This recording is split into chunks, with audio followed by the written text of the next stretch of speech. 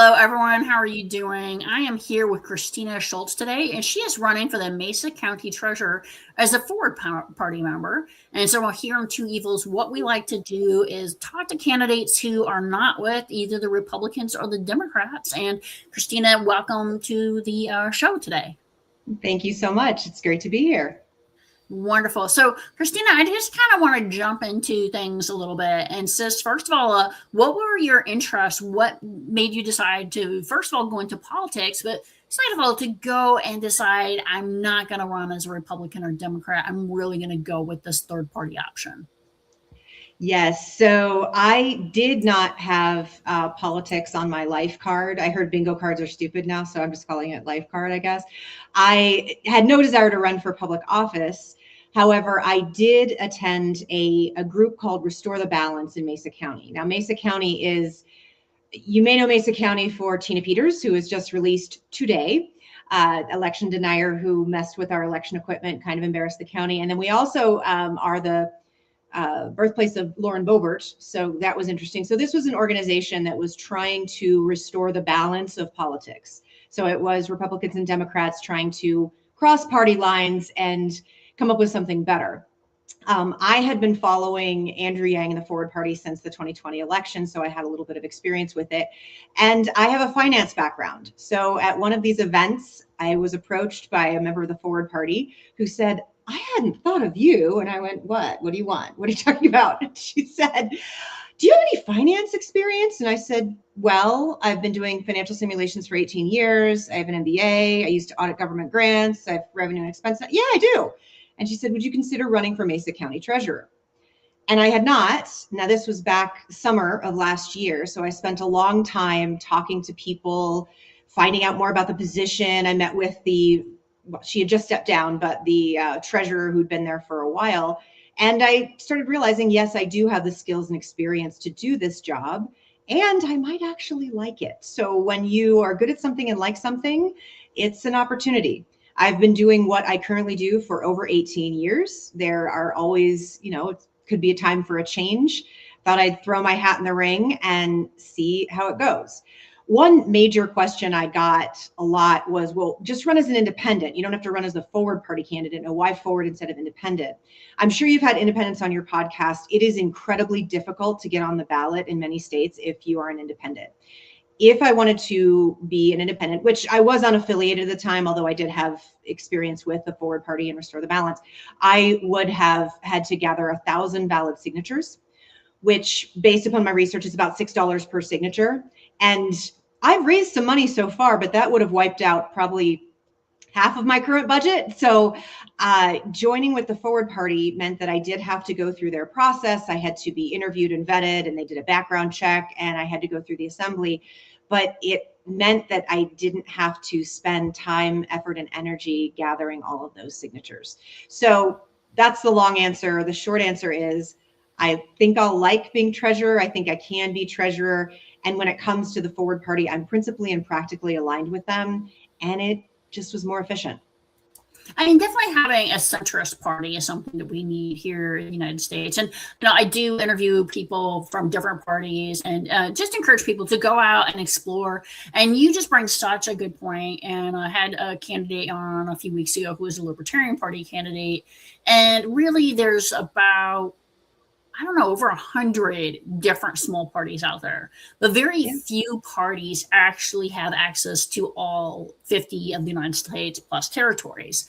And so it's really finding these kind of larger third parties, if you will, or if you're running for something like a county position like you are, is finding those parties that have access to the ballots. And so getting on that ballot is super hard. I love that you talked about that because I don't think enough people realize the duopoly has made it extraordinarily difficult for just your average person to go ahead and campaign and to be on that ballot. So you mentioned that you were able to overcome this kind of $6 per signature, which would be like $6,000. That's my math in public for the day. I am not qualified to in any way. That's my accomplishment. And luckily, it was a nice little round number there. But let's talk about what other challenges have you faced as an independent candidate there in Mesa County in this. And And how are you doing right now in the polls and with voters?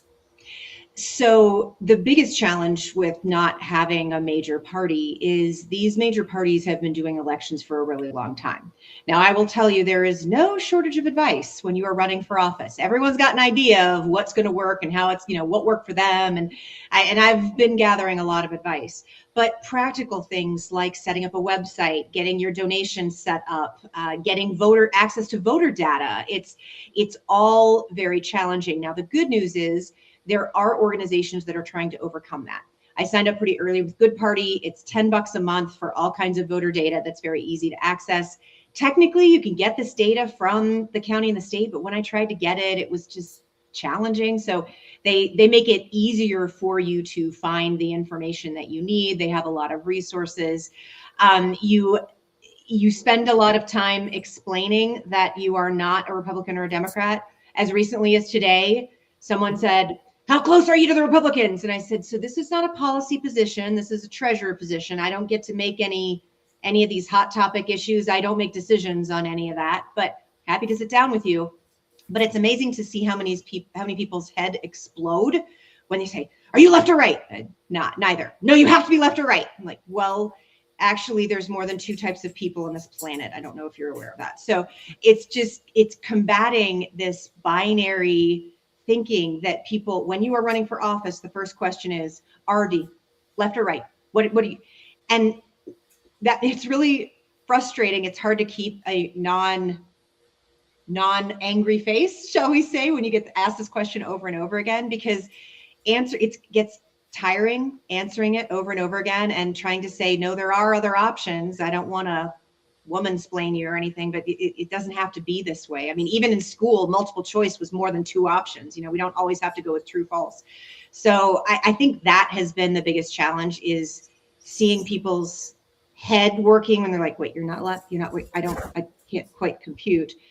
Fortunately, with this position, I can fall back on this is not a policy position. You should not know any of my policies. I should protect, report, and grow county funds. That's it. It's what I do. I need to act as public trustee. I don't care if you are left, right, how you feel about guns, abortion, immigration, anything. You got to pay your taxes.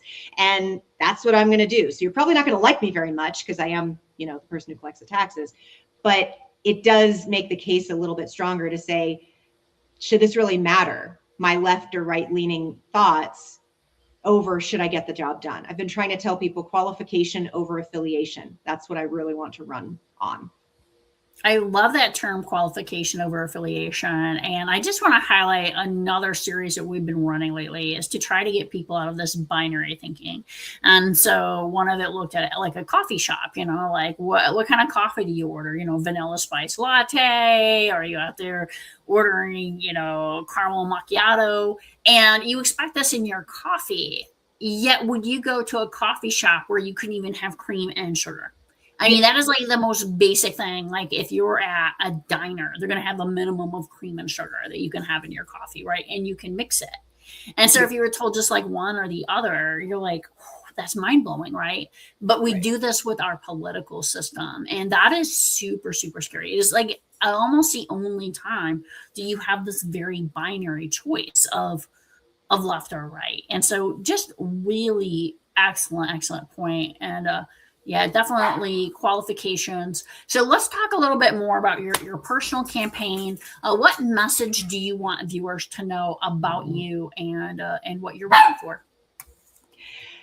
The original idea for my campaign tagline was "Bring back boring." That this is a boring job. It should be our former treasurer, who was a Republican or is a Republican. You couldn't pick her out of a lineup. She did her job. She ran that office. You kind of saw her picture once a year when you're like, dang it, I do have to pay those property taxes. But I want to do the job well. So that's what I'm trying to communicate to people, is that I have the skills and experience needed to do the job. I am not going to pretend that I know everything about it. I start any new opportunity with a shut up and listen policy for at least 6 months, because I've never seen a situation where someone shows up to shake things up and it goes well. Like, you need to know how things operate, how the systems work, how the people work. There's a team of 8 that would be responsible for attracting and retaining talent. And I need people to know that I care deeply about that.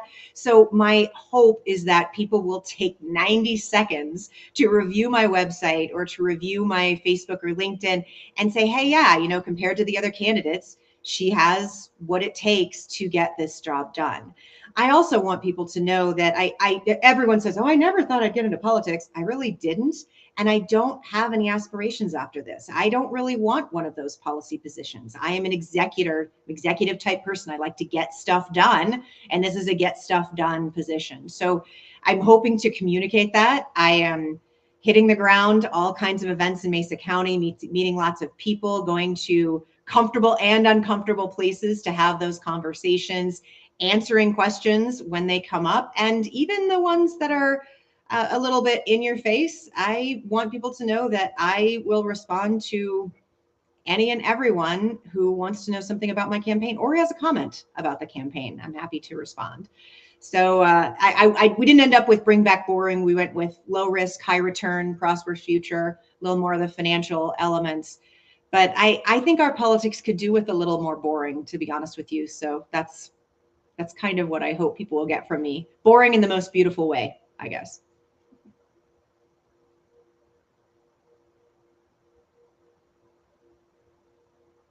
You caught me pulling up your website so that I could on here, and yeah, that's been fun. That's the transdisciplinary artist and performer.